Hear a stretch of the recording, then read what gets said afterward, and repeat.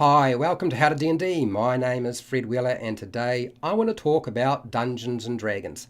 I actually want to talk about Dungeons & Dragons 5e, and as it happens I'm actually going to be able to do that today. It's amazing, isn't it? What is the topic for today? What makes great skill challenges in Dungeons & Dragons 5e? Now I don't know that everybody knows an awful lot about skill challenges. They are a product of a different version of the game that was not very popular, and therefore why the heck would we try to take something from a previous version of the game that people didn't like and transpose it onto the current version of Dungeons & Dragons? Well, that is a topic I certainly would like to talk about, but first I want to give you a taste because the topic at hand is actually quite complicated. Skill challenges were originally created for Dungeons & Dragons 4e. Now the actual mechanics itself are detailed in the Dungeon Master Guide for 4e, and they also did a Dungeon Master 2 for 4e, the fourth version of Dungeons & Dragons, not the fifth version of Dungeons & Dragons. A lot of that information can be useful to you if you are running a skill challenge, but it's not really the topic for today. And you can't just take a set of mechanics from a previous version of the game and think you can transpose it directly onto Dungeons & Dragons 5e and it will all work. Skill challenges are essentially a series of skill checks where characters have to try and accumulate a number of successful checks before they rack up too many failures. That's the whole concept behind it. They are really good at doing certain things and really bad at doing other things. It's a concept that you can easily apply to Dungeons & Dragons 5e if you have a very good working knowledge of the original skill challenges from Dungeons & Dragons 4e. You can use them to create quite exciting and fun encounters that aren't necessarily a combat and don't just involve rolling one skill check. And that's why I really like them. So I thought I would share with you some of the stuff I've done. So this is a list of encounters that I personally think make great skill challenges based on my personal experience. So that means I actually ran these in Dungeons & Dragons 4e and Dungeons & Dragons 5e, and therefore you should find them quite useful to you. Now when I go through this list, it's quite a long one. I'm going to do my best to sort of give you a little bit of meat and potatoes with it, but I'm going to work my way through this list as quickly as I can. So, number 1, escaping a collapsing building or temple or a tomb or a cavern or a castle. There's always that action scene you want to sort of portray, and how do you do that? You don't really want to lay out a mat or a grid because it can be tedious, and therefore a skill challenge or a series of skill checks can make a lot of sense. I will say right now that there are abilities, spells and so forth that will circumvent any kind of skill check and skill challenge. So you don't need to worry about that sort of thing because it happens. Don't worry about it. Don't freak out. What have I done with regard to this? I've had pieces of masonry falling from the ceiling. I've had the floor open up. I've had blockages occur in front of a set of characters, forcing them to change their route and find a different route. There's quite a few different things you can do with this, and it's one of the easiest skill challenges to actually run at your table. The next one, number 2, is surviving, or should I say, not so much surviving, but getting through an earthquake. Because the thing about an earthquake is you have, like, the ground is shaking, so that's something that's fairly easy to do. Usually if there's buildings around, you can have parts of the building falling off and falling towards your player characters. You can also have vents opening up that shoot hot air or steam through them. One of the worst things you can do with this type of skill challenge, though, is to have the ground open up and have lava underneath where they fall in if they fail and wind up getting cooked. So that's probably one aspect to a skill challenge with an earthquake you don't want to do. But the fact that you've got so many things breaking around you, you can have vehicles crashing, particularly because they won't be able to steer in a straight line depending on the earthquake strength. I found this really useful. Another great skill challenge is finding shelter or escaping or surviving a volcanic eruption. Volcanoes present one of the most interesting environmental challenges you could possibly imagine. So why not make it a skill challenge? What can you do? You have the dust from the volcano. You have the actual cloud, the toxic cloud that flies towards them. It's not just going to burn their lungs and poison them. It will also throw them around and batter them. So there's lots of different things we can do with that. That means they've got to find buildings they can get into to protect themselves, maybe get behind some rocks or get into a forest, anything that will provide protection. And then we can open it up to opening up vents where there's hot steam coming through, geysers. We can also use lava. Of course, lava is one of the biggest threats for a volcano, so stick it in there. Rivers of lava they need to deal with. It's always fun as well. There are always ways of making environmental hazards significantly more interesting by doing more than just one skill check. Okay, number 4 for me is fleeing a snow avalanche. An avalanche is a fantastic way of testing the players and their characters' ability to think outside of the circle. Now, the problem with an avalanche is it covers such a large area, therefore getting shelter, finding like a rock outcrop or a grove of trees to provide some sort of blockage or protection from the snow as it flies towards them. Maybe they don't actually get out of the way and they have to dig themselves out. There's also the potential for suffocating if you get trapped too deep. There's also the opportunity to possibly get clear of the avalanche if you can. Maybe you can get to the left or the right and avoid the actual full brunt of it. And there are lots of different things you can do. And I found this probably more useful out of a lot of the other ones that I've used before, simply because I've used it at least 3 times, and every single time it worked perfectly fine. Okay, number 5. Number 5 is one that probably most people had already thought of, and that is sailing a ship through a storm. Now, the thing about a storm is it presents a whole set of different challenges for your players.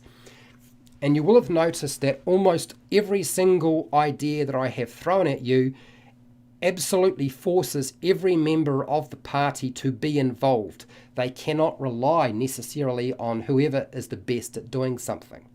Now, the great thing about a storm is you have lightning can strike the ship. You can have a freak wave that tries to tip the boat over, which means they then got to control the ship and force it into the waves so that they don't want to getting capsized and knocked sideways. That's the worst thing that could possibly happen. The strength of the wind blowing against the ship's sails, so taking down the sails fast enough before they get torn and ripped to shreds. A mast being destroyed or wrecked because there's too much pressure on them is another way you can sort of look at it. And then go with something like a reef or a set of rocks that they can crash into, that they have to either spot or avoid and navigate around it so that they don't wind up putting a hole in that hull of their ship and sinking. So lots of different things you can do with the sailing through the storm. Okay, next is number 6. Number 6 is a little bit problematic because at first glance it looks like it's too easy to wipe out the entire party. So the idea is you're going to escape a smoky and flame-filled forest fire. The first thing they're going to encounter is the smoke rather than the flames. And we're now looking at things like constitution checks, the ability to protect themselves from the smoke. So there are lots of different things they can do that might not actually involve rolling dice at all, just maybe thinking smart or using the right types of spells or class features.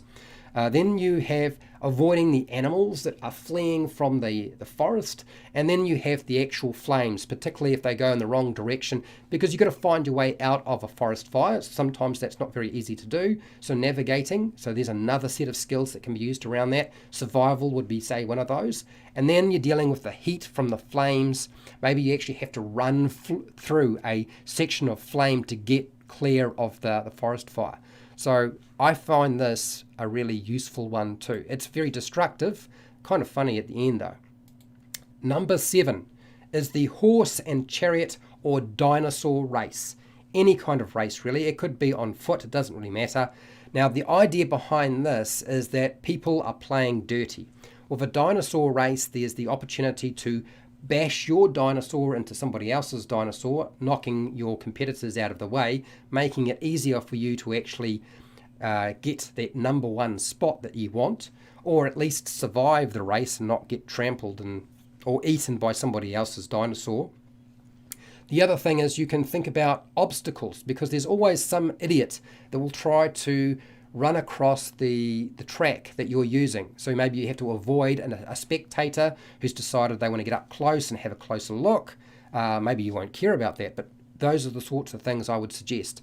And also think about the environment in terms of how much space. Cornering is a big factor with any kind of race. So therefore, cornering through tight streets and so forth with dinosaurs wouldn't be that easy to do. So then there's another set of skills that might be involved. Now, there's a lot of animal handling here, but not necessarily only animal handling. There might be other things you can tie into this. But I find that dinosaur racing, chariots and horse racing, I have used specifically the horse and the chariot. I don't think I've used dinosaur, but I have used dinosaurs where people have ridden them from one place to another. Okay, my next one is the flee or escape the stampeding animals. It can be any set of animals. There might be a variety of different reasons why they've started to stampede towards the group.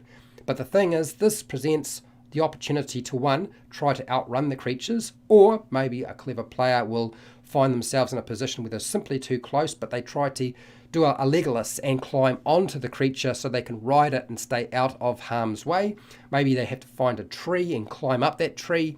Maybe there's a section of rocks that they can climb onto, or at least get behind so that they don't get trampled. Maybe there's a river that they can get into, because usually stampeding animals don't like to stampede through a section of water. They'll tend to stay with hard ground. So those are different ways you can apply the stampede. Okay, this is usually stipulated as one of the most common types of skill challenges. Number 9 is a chase through the city, say after a pickpocket or after some sort of assassin who's just killed the queen. But rooftop chases, big factor. Now, why are they so good? Because you can bring into play the concept of jumping, that's athletics, possibly even acrobatics. You've got the opportunity to have sections of the roof fall away. You've got the opportunity for the person who is fleeing to throw something at them. So an attack roll, maybe they throw a dagger behind them as they're going, or they drop a few caltrops to make your life more difficult, or at least the player's characters more difficult during the skill challenge. So a lot of different things you can do. And then there's the threat of falling off the roof onto the ground. So what we're doing with the skill challenge is we're trying to look at events or obstacles we can present in front of them. And rooftops certainly do that. Okay, number 10. This is a weird one. I've done this once. And that's riding down a lava river, or a magma river if you like, on a raft designed for magma and lava. So you might say it's a stone raft, or it might be some sort of specially designed raft. What I love about it is you've got the heat from the lava, you've got the flow of lava coming down the sides towards the main stream of the river. You've got the possibility of jets of lava squirting out. The lava river, really good, presents the opportunity to use something like a Constitution saving throw, and there's no way that anybody can get out of using their skills or using some way or not being involved in the whole thing, because they're all there all at the same time. Okay, next, similar sort of theme, number 11, canoeing down a river through some rapids towards a waterfall. Now, what have you got? You can have somebody attacking them from the shoreline with arrows. You've got the ability to try to navigate through the rocks. You've got to deal with the flow of water. You've got to deal with the possibility of going over a small waterfall and then dropping down and still maintaining control of the raft. There's also, and look, if you're going to put a waterfall into something like this, make sure it's at the very end of the actual skill challenge. Don't stick it in the middle, okay? Because that'll sort of unwind everything. Usually a large waterfall will mean that rafting down there is not going to be quite so easy to do anymore. So that's another really good one. I found that to be very, very simple and easy to run. Now, I've already talked about this one, and that is fleeing from a colossal sandworm. Did a video on the topic, and I believe that I presented different obstacles. One, the idea of trying to get clear, trying to hide from the worm so you weren't noticed, having to navigate through an oasis as you're being chased by the worm, having to get through an encampment, maybe some desert-dwelling individuals have an encampment that you have to either ride through or run through to get clear, a cactus field, all those sorts of things, and even just the shifting of sand presents an obstacle or challenge or event that the players need to react to. So, and then of course the final one will be will the worm actually swallow them or not? And just because a worm swallows you does not mean the adventure ends. Next is number 13. I've talked about this briefly in the past, and that is a skill challenge where you are dealing with or disabling a trap room with a time frame or timer set into it with a complex mechanical device. Now, the reason this is a really good one is that because it forces everybody in the room who's dealing with the flying darts, the flame jets, the moving floor, the spikes coming out of the floor, the moving walls, and everything else you can possibly imagine. It's like the danger room, basically, for the X-Men. And then, of course, you've got somebody who's got to try to disable all of this while the rest are dodging and trying to stay alive. It actually makes a really good skill challenge. Traps as a skill challenge work much better than your standard process of perception check, investigation check, using detect magic, disabling the trap if there's a trap, which is all just kind of frankly boring, and then if you don't disable it and you set it off, then something happens to whoever's in the front line. I've never found those to be particularly satisfying as a trap, but a trap room where everybody hopefully gets involved, far more interesting. Think the danger room. Okay, number 14. And that is climbing a snow-capped mountain. Now, it could be a mountain that's not snow-capped, it doesn't matter. What are you dealing with? You're dealing with climbing, so that's athletics. Did you bring a climber's kit? Is there a snow slide? Is there ice? Will rocks fall? All of those can come into play. And it's very, very simple. Most of you will have a section in your adventure where a mountain is involved. Number 15, scale that colossal wandering animated statue or titan. So you start off with trying to make sure you don't get squashed, getting onto the foot, scaling the leg, so maybe as simple as attaching a string line, or having to be careful as it tries to swat you off its body. There's quite a few different things you can do. I have to say a lot of it will be very focused on the athletics check and the acrobatics check. But you can also include attacks made on the character as they're climbing up the statue or the titan. Okay, infiltration. We use that quite a lot in Dungeons and Dragons. What about if you want to infiltrate a orc warband encampment or a baron's fortress, or you just want to try and get past all of the modrons while you're in the world of Mechanis? So, how do we deal with that? You present them with a lot of different events, and then the group makes checks. It won't be just one individual. Yes, it's heavily focused on stealth rather than athletics and acrobatics, but you can still include those sorts of things. You may even want to tie in as a consequence, if they botch things up badly, a combat. Now, it would come down to disposing of those individuals fast enough before they can set off an alarm, because then, of course, if they don't stop the guards or whoever they have been spotted by, you're then going from an infiltration skill challenge into the chase skill challenge, as they have to flee from modrons or orcs or the Baron's forces. Use this many times. Okay, next, last one. Number 17 is the warship to warship or sailing ship to sailing ship sea battle. So many things come in here.